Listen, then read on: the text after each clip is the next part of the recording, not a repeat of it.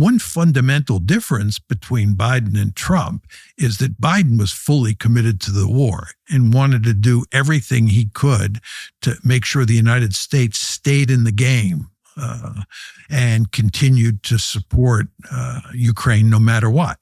Trump definitely wanted to end the war. He's been unsuccessful. He really doesn't know what he's doing. He doesn't know how to end the war, but he does want to end it. And the question you really have to ask yourself is, what is he going to put into the pipeline, the Biden pipeline, once the weaponry dries up? And I don't think that Trump is going to end up giving the Ukrainians a lot more weaponry. So I think he's going to basically allow the Ukrainians to be defeated on the battlefield. This is going to be a huge problem for Trump because he's going to be blamed for losing Ukraine. The problem that Trump runs into is the same problem that Biden ran into with Afghanistan. Remember, Trump was the one who wisely decided we're getting out of Afghanistan. Yes. He was smart to do that. But it was Biden who actually took us out of Afghanistan, and that was a disaster. And he got all sorts of mud spilled on him for taking us out of Afghanistan. Well, what's going to happen in Ukraine at some point is the Russians are going to win, and Trump is going to get blamed for that. Yeah. And I think one of the reasons that Trump is so hesitant on Ukraine is not simply because he's surrounded by advisors who are super hawks on Ukraine and want to hang on to the bitter end. It's also because Trump understands that when Ukraine loses, it will be seen as having happened on his watch. No question. Yeah, no question. He doesn't want that to happen. This is why Trump was deeply committed to negotiating a settlement. Why didn't that work? It didn't work because Trump would have to accept Russia's three key demands that I spelled out to you at the start of the show. And those three key demands are unacceptable to almost every person in the American foreign policy establishment and almost every foreign policy elite in Europe. Trump is an outlier on the whole issue of Ukraine. He, J.D. Vance, and a handful of other people. And they're not in a position to bite the bullet and say, we will accept the main Russian demands and go from there.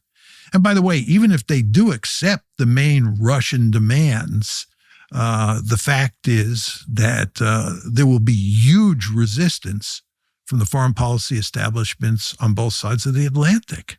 Boy, I can't think of a group I'm less interested in listening to than the foreign policy establishment. I mean, again, that just seems so totally discredited.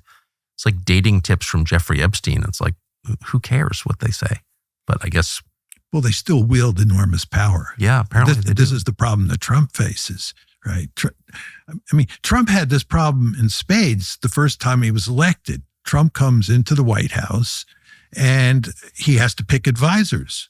But it's not like he has a large number or even a small number of foreign policy experts who share his foreign policy views, right? Because he has to draw from the establishment. Right. So you want to remember that Trump was very interested in improving relations with Russia and with Putin in particular the first time round. And he failed completely. Where Trump succeeded was on China. Trump abandoned engagement. We talked about engagement being a disastrous policy. Trump abandoned engagement and moved to containment in 2017.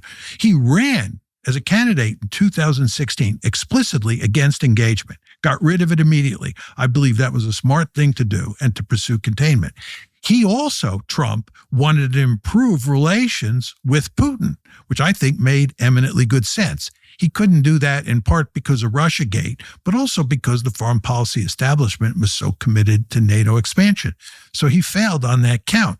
But the problem is he was surrounded by advisors in that first administration who were all very hawkish on Ukraine and very hawkish about American foreign policy in general, very hawkish about the forever wars.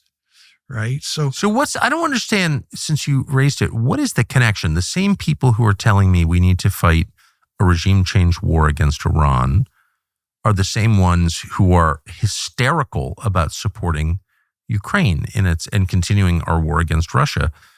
The Mark Levins and then the smarter people, but same orientation. What do they have in common? I don't really understand.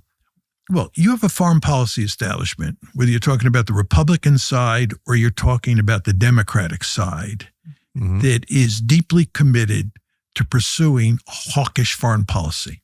Just for its own sake? No.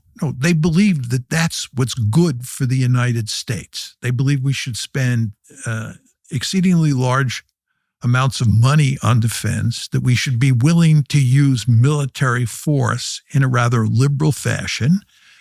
They believe that military force can solve all sorts of problems. They believe that the United States, and this was certainly true during the unipolar moment, can use that military force to spread liberal democracy around the world. We can spread democracy at the end of a rifle barrel. This is what the Bush doctrine was all about in the Middle East. Iraq was just the first stop on the train line, right? We were going to do Iran, Syria, and eventually everybody would just throw up their hands. We were going to democratize the entire Middle East, and we were going to use military force to do that. So we are, in a very important way, addicted to war. Now, it's important to emphasize that a lot of this has to do with Israel. Boy, there's a lot of lying, and some of the worst deception surrounds your health. How come Washington never talks about the poison in your food supply? What about what's in your drugs? You have a right to know what goes into your mouth, and the more you know, the more distressing it is. That's why it's critical to seek out alternatives you can trust. Now, as an alternative to the garbage that you can pick up at any store, we strongly recommend RE Fountain from Peak. It's a clean electrolyte designed for rest. It's got triple Biomax magnesium and no sugar, no artificial sweeteners, no artificial flavors. Everything in it is real. And it's good because staying up all night wrecks your ability to function. RE Fountain can help. It's not a sleep aid. It's not a narcotic, a sedative. It's what your body actually needs to recover and thrive. People here rave about it. We wake up feeling sharp and clear. Peak has really made a big difference. So if you care about actual health, then Peak is the way to go. PIQUE. And right now, you can get up to 20% off for life when you start your first month with Peak. Go to peaklife.com/Tucker. That's PIQUE life.com/Tucker. You will feel it the very first morning. It is great. Right? Because Israel's supporters have a deep-seated interest in making sure that the United States has a remarkably powerful military and is willing to use that military in a rather liberal fashion. Because they believe that if Israel ever gets into trouble and it needs help from the United States, the ideal situation is to have a U.S. military that's like a cocked gun. And if you think about the recent war between Israel and Iran, it really wasn't just between Israel and Iran. No. It was Israel and the United States against Iran, right? Clearly. Right? And the United States had a huge number of military assets in the Middle East, right, that were there in large part to help the Israelis in their war against Iran. Well, if you think about it, it makes perfectly sense if you're a supporter of Israel to want to make sure that the United States has a large military and that it is willing to use that military, and that if need be, it can help Israel if it gets into trouble. I didn't hear any reference to American interests in that description. Well, when it comes to Israel, right, and what Israel needs, right, that has little to do with American interests, right?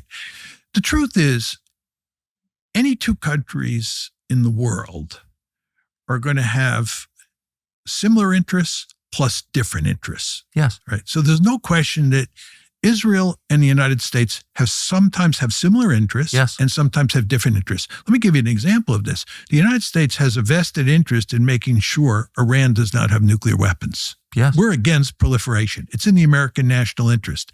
It's obviously in Israel's national interest for Iran not to have nuclear weapons, right? So two states can have similar interests. In the case of Israel and the United States, they also happen to have different interests.